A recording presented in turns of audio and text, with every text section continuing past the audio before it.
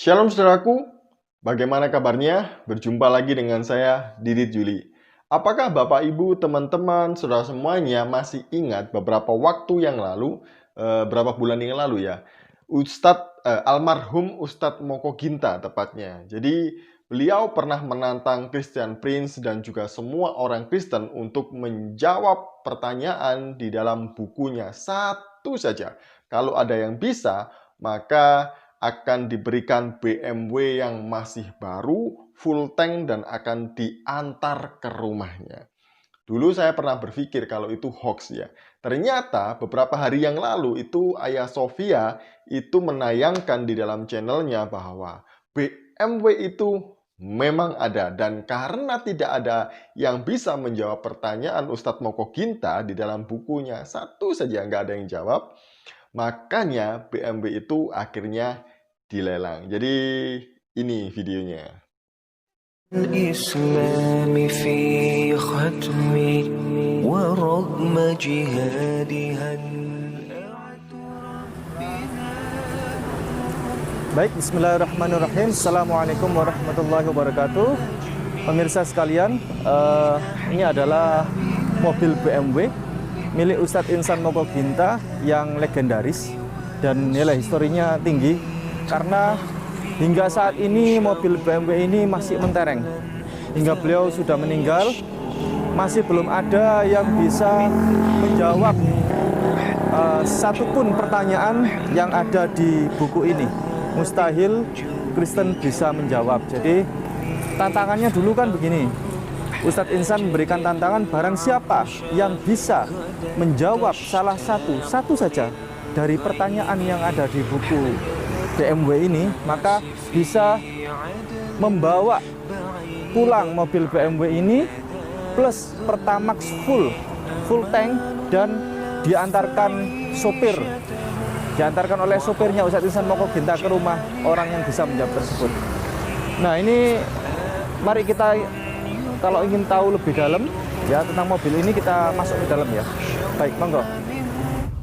Mobil ini tidak akan dijual ya, tapi akan dilelang kepada masyarakat umat Islam kaum muhsinin untuk pembangunan masjid dan rumah singgah mu'alaf, tepatnya di Kota Malang, Jawa Timur.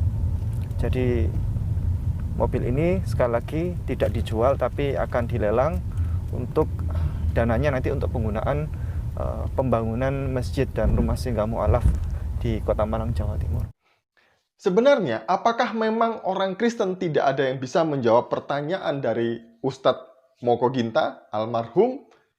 Saya melihat di YouTube itu ada banyak sekali apologet Kristen yang sudah menjawab pertanyaan dari Ustadz Moko Ginta. Coba cari aja ya,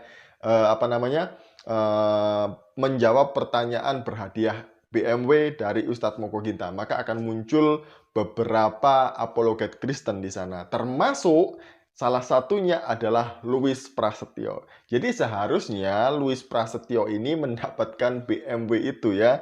Tapi ternyata saya tanya, dia nggak dapet tuh. Karena dia sudah menjawab pertanyaan yang diberikan oleh almarhum Ustadz Moko Ginta kepada Christian Prince. Jadi nggak tahulah ini sebenarnya yang benar yang mana. Tapi menurut Ayah Sofia memang BMW ini ada, dan karena nggak ada yang bisa menjawabnya maka dilelang. Jadi ini video ketika Louis Prasetyo menjawab pertanyaan dari Ustadz Moko Ginta. Christian Prince, if you find in the Bible that Jesus is a Christian, a new series BMW will be yours.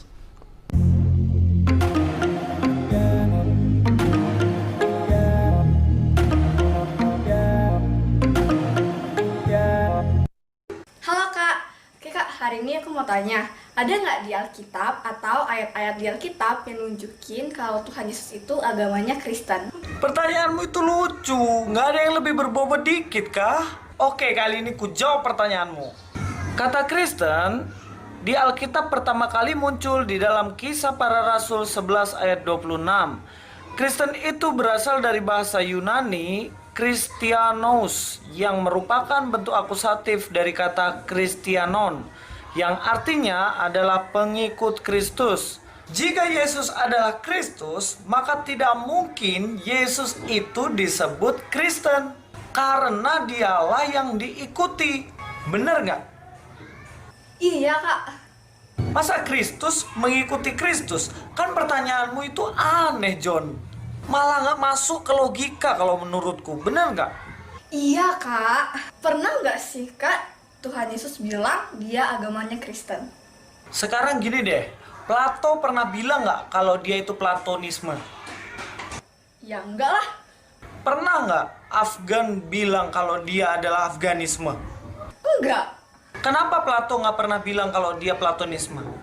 Kan dia buat teori bahwa yang ada di dunia ini hanya bayangan dari dunia ide. Makanya semua orang yang percaya teori itu dinamai Platonisme.